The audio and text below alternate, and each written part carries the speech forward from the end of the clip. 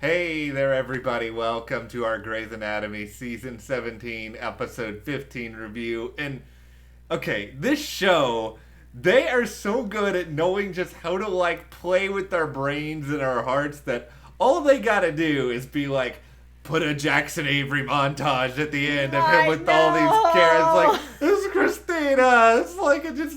All the freaking April. It just all warms my heart. Then I'm sad, and he's outside the hospital. They had two very, very good departures of characters tonight, which then makes me think back to Alex and what happened with that. And it was even kind of mentioned on the show tonight, which I also truly appreciated. Yeah, Grey's Anatomy is giving themselves shade over what I think has got to be a top 5 worst character exit of all time of any TV show. Yeah, Alex I agree. Was awful. Koracick and Jackson tonight, I think these were done really, really well. And I got a little bit of a bone to pick with some aspects of the Koracick thing, but it has more to do with stuff off the show than on. All right. We got a lot to dive into here. And before we do, if you guys do like this video, hit that subscribe button because you know what? There are still a couple more episodes of Grey's Anatomy to come. Yep, and we will be here for it. Hopefully they're not writing out any more characters over the last 2 episodes. Yeah, it's enough. It's enough. Yeah, if you guys want to see what we're up to, away from the channel, we have some fun stuff over on our Instagram, which is @MedandJessTV. So we highly suggest you take a look at that as well.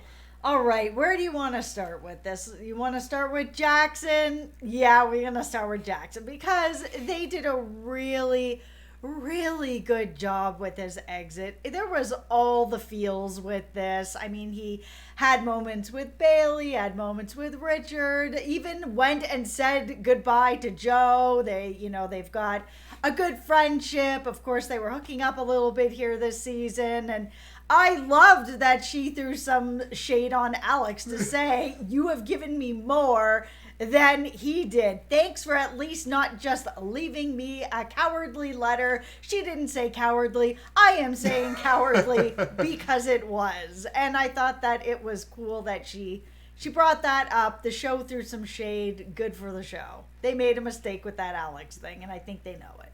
For sure they did. And my favorite moment of the entire episode is just the whole switcheroo with Meredith, where she's supposed to get, I guess, the heroes, send off at the hospital, which it would have been great and everything, but Jackson just wheeling her out of a side entrance. It just felt so quintessential Jackson and Meredith. They've been through it together. They got one last shenanigan in before he said goodbye. And I understood where she was coming from with that. Yeah. I mean, it is the nurses and doctors and healthcare workers that, she feels that she should be applauding. And a lot of us have felt that way. There's been lots of times, I know I had a friend up in BC where every day at 7 o'clock, everyone would go out on their balconies and they would applaud all the healthcare workers for everything that they had been doing. So I understand where Meredith is coming from with that. Yeah, I mean, it made perfect sense for her to do that. It made perfect sense for Jackson to be that person for her in this moment because, Jackson, I think he cares so much about Meredith. And and that conversation, too, where she's kind of like, I'm the last one standing. Yeah, it just, all of that just made me both so sad and also just, so grateful that these two were at least on the show together for this long. And we've had a lot of great Jackson moments over the years. Clearly, we had enough for multiple montages, but I feel like we still didn't get enough of just Jackson and Meredith doing things together. Because I just think Jesse and Ellen, they just have really good chemistry together on screen. You could tell they really like each other. And that's the thing too, is there's just so much of Jackson over the years that even when I was watching, I was like, how are they making choices of what to put in this? Because he has had so many moments and so many important moments over the years that I'm sure going through that old footage or making choices of what to put in there was probably tough. Yeah, there's so many things I think that people really liked about him. I mean, the April relationship, obviously. I wasn't huge on Jackson and Maggie myself. Like, and I didn't see any of that in the montage, but if I missed it, let me know. I was kind of surprised, actually, that there wasn't anything in there because it was a relationship for a while, but I didn't see it. Well, then maybe they were just focusing on other, like, Maggie's getting married. She's asking Richard to officiate the wedding. Like, yes. Richard, okay, listen. Richard, I know you're a fictional character, but if you want to come and, like, do any sort of, like, celebrations or any sort of narration of big events in my life, like, Richard Weber is, like, him and Dennis Haysbert, they're, like, in the running for, like, greatest just voices. I love Richard Weber's voice. Well, you're going to be getting a barbecue soon, so maybe he can come and officiate that. He can come and be like, this is the greatest barbecue I've ever seen. It is an honor to be here to christen your barbecue. Maybe Richard can. Okay, James Pickens Jr., you are the real actor here behind the character. Would you like to come and grill some burgers? I've thrown it out there. Throwing it out there. We have burgers. We will have hot dogs. It will be a good time for everyone.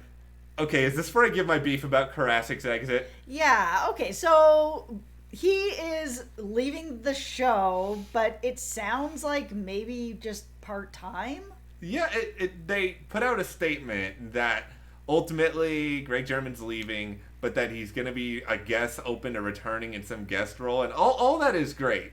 Here's the problem I have. They released this statement, or at least it showed up online, like 10 minutes into this episode. And so the entire episode, instead of because that would have been really shocking. Yes, it would have been really shocking. But instead, I'm just sitting there at this point being like, okay, when are they going to have the story where Koracick leaves? Are they going to give closure to Koracick? It's just like I was totally taken out of it because I knew he was going because of just like an actual legit statement from the showrunners. So there was no ambiguity here at all. There wasn't. The thing is, and I've been saying this kind of in our reviews for the season, that Koracick just hasn't had enough to do besides getting the virus in this story. There just hasn't been a lot for him to do since everything with Teddy and it ended and it was done. There wasn't anything that was really moving forward in his love life and his career and really anything. He was just kind of there, which was a bit disappointing because he is a fascinating character. He does care deeply, but then, of course, he's going to give everybody crap about everything. He's a really fascinating character, but not enough for him to do. So, am I surprised he's leaving? No. But am I surprised he's leaving right now? Yeah. And it was very weird that they just kind of threw up a statement 10 minutes, into the show where it's kind of like, yeah, you could have put that up 50 minutes later and let us all have the surprise. No surprises apparently allowed with Grey's Anatomy anymore. That part of it bummed me out, but I really loved Koracick as a character, and I say past tense partly because I didn't love the whole Teddy and Koracick and Owen love triangle stuff, that it felt like that went on for a really, really long time, because the Koracick in my heart that shines the most is just total cranky pants, snarky Koracick, and he occasionally has a heart, but 90% of the time he's a total heel. Yeah, and I mean, that was part of what I did like about the arc with Teddy, was that she was able to bring out this other side of him that nobody else got to see. I did love how he left. I love him sort of acknowledging, because so much of that character and his cranky pants persona was sort of I am Mr. Privilege. I am very successful. I'm good enough at what I do that I can be a total jerk to everyone and no one is ever really gonna check me. Yeah, and so it was good to see him check himself. Yeah, and I loved him basically being Jackson, I will do whatever you want me to do. Feel free to check me at any possible time. And Jackson basically being you don't get to fly in the plane with me. Yeah, it starts right now. Find your own way to Boston. I have a seat, but it's not for you.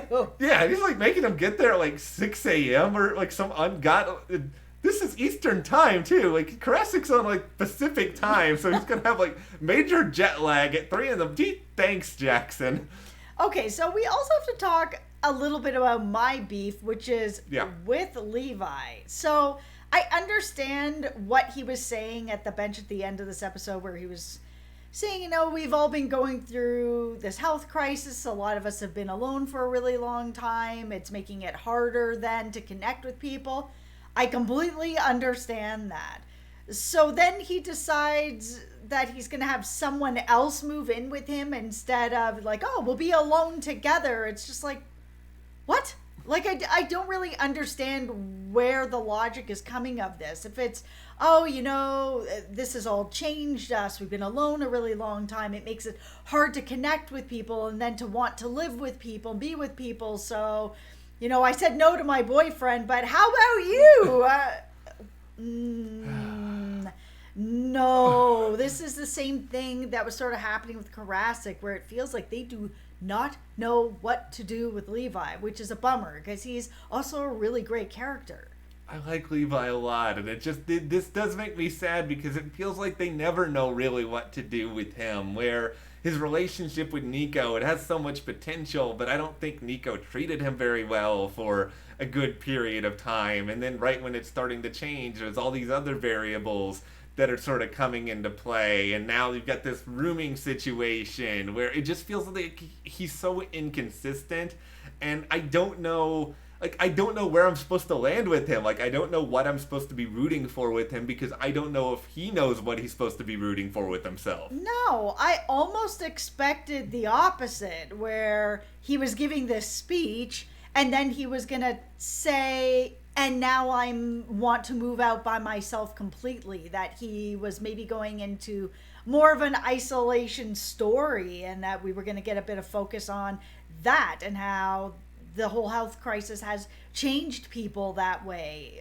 But it went so weird where, I've been isolated a really long time and, it's really hard on everybody. So I just can't move in with my boyfriend, but I can move in with you. No.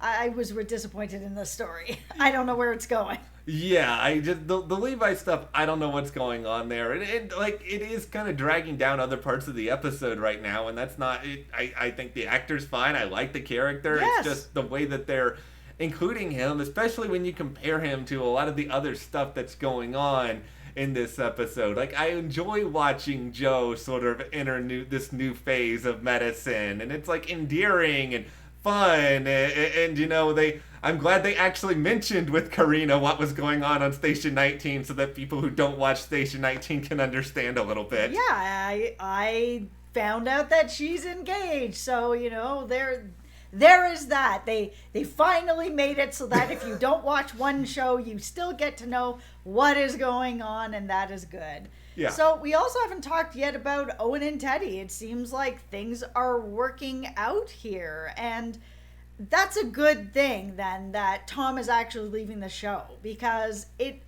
I'm not sure how they were going to really be able to kind of move forward with that sort of hanging over them in the hospital all the time. And I mean, Tom doesn't have to leave the show to make it so that they can get back together. The forgiveness of, Owen forgiving her and sort of having that conversation, and then actually sitting down with her to learn more about Allison and, really break things open is what got them here. And it was good to see them make that connection back, that all of that has built into something more solid.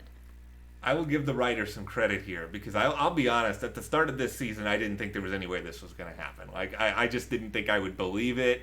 I didn't think I just thought there's too much damage that was done. But they really won me over with this over these past several weeks, where I was actually thinking, okay, Teddy has articulated herself well. Yep. Owen has, allowed for forgiveness. Owen has listened. Owen has shared his side of the story. And I totally bought into it tonight. I thought that both of them did the work and showed that they could be there for each other again. And I'm happy. I hope that it lasts for the two of them this time, because have been moments in the past where I've wanted these two to make it, and I just hope that they can, because Grey's Anatomy, they stomp on your heart anytime you think that something is good and in a good spot. Yeah, I think that conversation about Allison and Teddy opening up about that and sort of how since then she's been just self-sabotaging herself over and over and over again, including what was going on with Owen. I mean, Owen is no angel, and he's made some mistakes as well, but I think that conversation really needed to happen to be able to get Teddy through what she went through, to get on the other side and start to have, I guess, a little more confidence in herself that she doesn't need to self-sabotage anymore.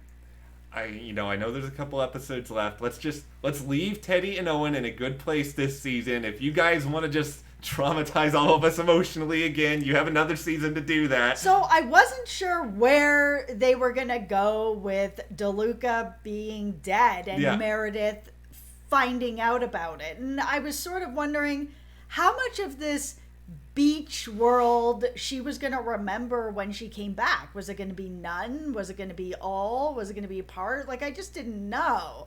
So when we saw Bailey coming in to give this information with Richard, I didn't know where it was going to land. And it was good the way that they did it. I really liked that she knew that the beach stuff had happened. She's come back with the knowledge that he has passed on. And I'm not even going to sit here and act like I know exactly how all of this works, like how her mind in that state was able to sort of recall and translate events so that she knew that DeLuca had sort of moved on. There was always kind of this supernatural element to the beach in a way, but I'm not mad about it in the end. Like, I think it's nice for her to have already a sense of closure because we've all kind of dealt with it as viewers already. Mm-hmm. I think for her to just suddenly then have a realization that DeLuca is dead and then we all have to go through it again, it would have been a lot, and we have already gone through a lot on this season already. It has been difficult at times. And for the most part, this episode was a celebration for Meredith. I mean, and then also Maggie and Winston and Jackson moving forward in his career, and even Koracick, hitting the curve and going into this new part of his life. And Jo and her job. I mean, there was a lot to celebrate. Teddy and Owen. This was a really good episode of sort of bringing us all up after a season that really, really kicked me into a hole a couple times. Yeah, I don't actually know how emotionally I'm able to process what we just saw, because it's like a Grey's Anatomy episode that I'm not left like super depressed after, which has been rare this season. Yeah, it's been a very, very, very rough season. So let's just all have some warm fuzzies. Let's all feel good right now, knowing that there could still be something terrible happening down the road. So let's just live in this moment. It's Grey's Anatomy. I saw what you guys did with that plane crash. Okay, well, anyway, what did you guys think about this episode? Losing Jackson, losing Koracick. Let us know in the comments. And if you did like this video, subscribe, give us a like, and support us by checking those links to the store and our Patreon. We'll see you here next time.